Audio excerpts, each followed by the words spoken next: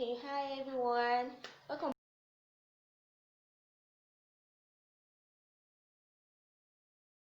back to Osimama Talk.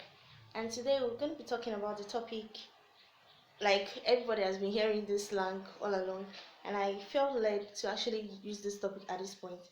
And it's don't leave me, don't leave me. That's the topic. And the word that came to me was holding on to something you should let go. Holding on to something you should let go. Now, there's a Bible passage we're all familiar with.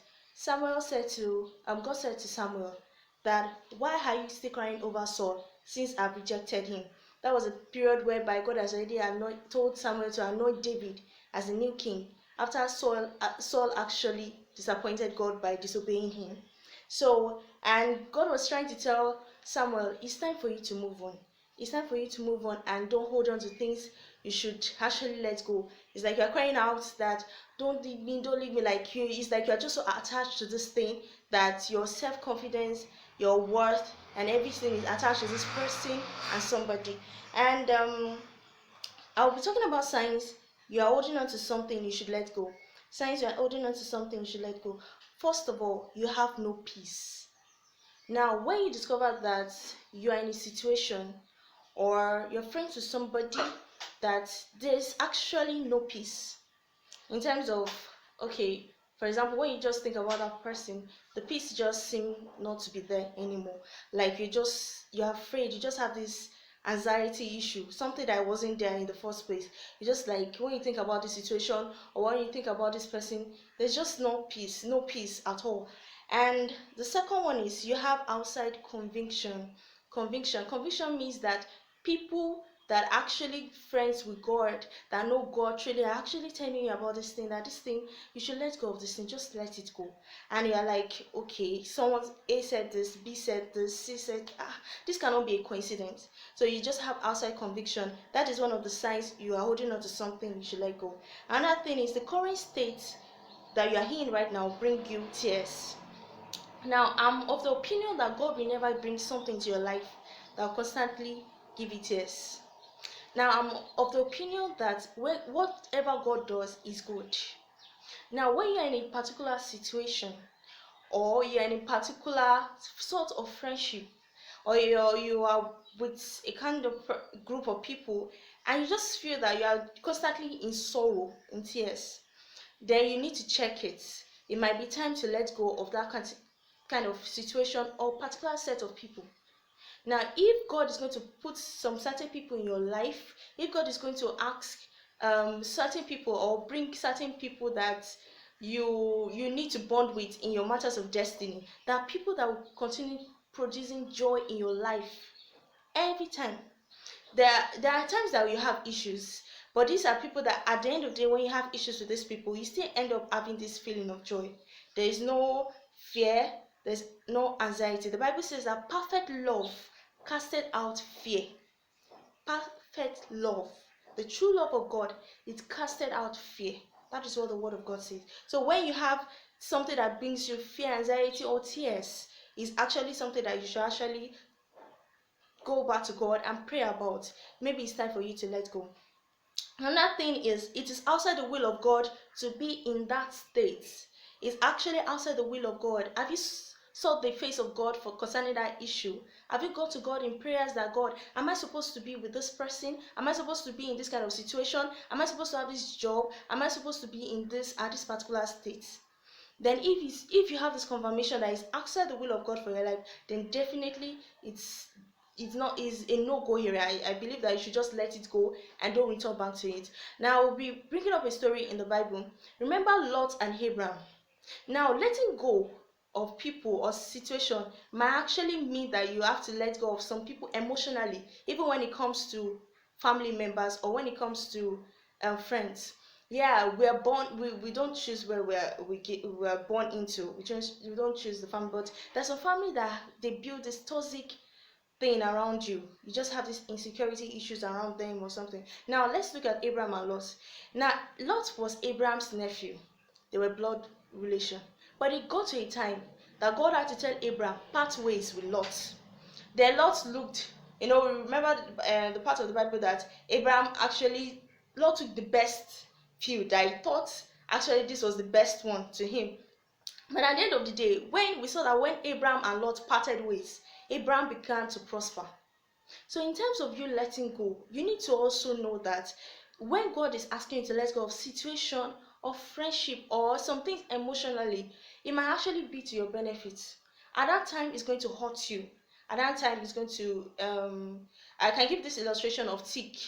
When this tick is a parasite, when it's on the body of the host and you're about removing it, you feel this first pinch, the pain at first. But at the end of the day, the host get to be relieved after the tick has been removed. And that is what God is saying about this situation, about these people. Let them go.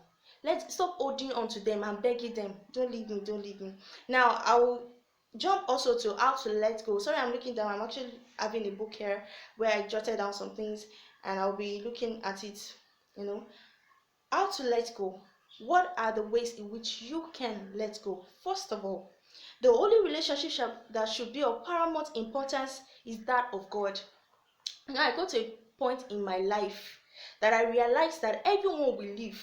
I had this person that, okay, this person happened to be my classmate. He used to say something that the reason why he kind of appreciates himself more than other people is because he realized that when he dies alone. Like that thought of it is actually true, but we can make it is not that how do I put it now? For example, if Boko Haram just comes to the church and just boom, they all die together. But I realized what he was trying to say is that in this world, what actually stays with you for a very long time, even in marriage, there's marriage vow that till death do us part.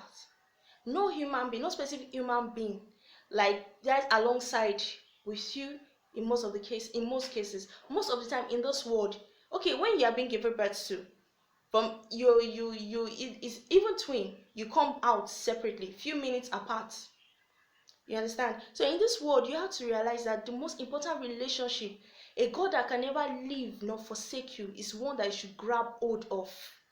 Not human that can change anytime. Not human that can give you that happiness you seek at this point. And at the end of the day, they give you that sorrow. You hold on to God. He is the most important relationship you should ever hold on to. Secondly, they see this person or situation as a phase that will pass. See that thing God is asking you to let go. Now, I know someone is asking that how do I know that God is asking me to let go? I've already told you those signs in the beginning. Now, see this person or situation. Now, when is this situation? You need to say like this is the best thing that could ever happen to me. This is the best kind of situation I could ever be by letting go of this person at this point in my life. Now, Abraham would not have thought that this was going to be at his later end by letting go of Lot. At that point, he was losing a nephew to him. But at the later part of it, you saw what happened. Now, always have it in mind that God has your best interest at heart. It may look like, God, you are wicked, or how will you ask me to let go of this person? Or am I not feeling this security in this kind of situation? But listen and listen carefully. God will never put you in a situation whereby He doesn't think is the best thing for you. Now, the third one is build inner strength. Build inner strength. How to let go? Build inner strength. See, it takes strength to actually let go of situation or certain people. It takes the strength, and the only way you can gather the strength again is through the help of the Holy Spirit, through the help of God. Gather inner strength. See, when people are asking you, it's very easy to say, let go of this person, let go of this situation because you can do better and everything, and you're like, these people don't even understand. Like, you've held on to these people for a very long time. The stick has been living on the host for a very long time. It has become a part and parcel of the person that he or she does not even realize there's a tick in the body anymore. And this tick keeps feeding. As a parasite, you keep feeding on the host. You're not giving any benefit to it. But because the host is used to it already, so there's no point in you letting go of that situation or relationship. But when you build inner strength, ask the Holy Spirit for help. Holy Spirit, I know this is not the will of God for me. Then this is the point whereby I need your strength. Let me let go. Help me let go. Then He's going to give you that strength. The fourth one is get support from true friends and family. Get support from true friends and family. Family members, friends that seek the face of God, not friends that will actually bring you back to that point of destruction. There are friends that will tell you that that person is the best situation you can ever be in your life. You can never see someone as good as this person and everything. And you know in your heart of hearts that this is not the plan and purpose of God for my life. Get support from true friends and family members that are inclined to God. That you know that these people really they follow after God's pattern. Get support from them. You can't do it most times on your own. You'll have to talk to them, share your pains, share whatever you feel at that moment, and you that will actually help. 5. Cut off all ties from this person or situation. See, it's very amazing that you want to cut ties with somebody and you're still on social media searching for that person's name, or you are on your status, you are looking at that person's post and you want to cut off all ties. It won't work. Now just imagine that, for example, God is asking you, get away from this relationship, and you decide to go get away at that point, and you go to that status and you see that they've moved on at the point, or you think they've moved on by posting another person's picture, or maybe a female counterpart or something. You begin to feel sorrowful and begin, did I not make a mistake or something? When that time comes when you want to let go of this person, let go of this person completely. I'll make mention of that host again. If you are in a vicinity of tick, yes, the tick has been removed, but you are still within that vicinity. There's probability the tick will get back to the host. So when you're still around that situation or that person, there's probability you want to get entangled to that person over again. So you need to cut off all ties to this person by using that inner strength you've built already. The 6th one, don't go back. Don't go back when they come back knocking, because oftentimes they do. Oftentimes they do. Your past will come knocking. Oftentimes that situation will come knocking. Oftentimes you are faced with a situation whereby that person, maybe at that point you just feel so lonely, they will come back. Now make that conscious effort. You are not going back. You are not going back, because God has taken away from it. I was reading my Bible today and I learned about Egypt. When God was telling the people of Israel, don't forget the God has brought you out from the land of Egypt, the land of captivity. Now the land of Egypt was a land of captivity for the people for Israelites. Now remember when they were on the journey, they told Moses, why did you not leave us in Egypt, so that we can even eat from their crumbs, like the things they still fed us with? But why are you taking us through this journey? That is what will happen. At the end of the day, when you severe ties to this person, you have this, or this situation, you have this period of feeling lonely, no call, no text, no message, nothing from this person. You just feel lonely, and you'll be thinking that, if I had this person before, this person will be calling me, or this person will be texting me. That is what going back means. When you are thinking of that past and you are inclined to go back, just say, no, God has taken me away from this thing, I'm not going back. Now this brings us to the end of this topic for today. Don't leave me. Are you holding on to something? You should let go.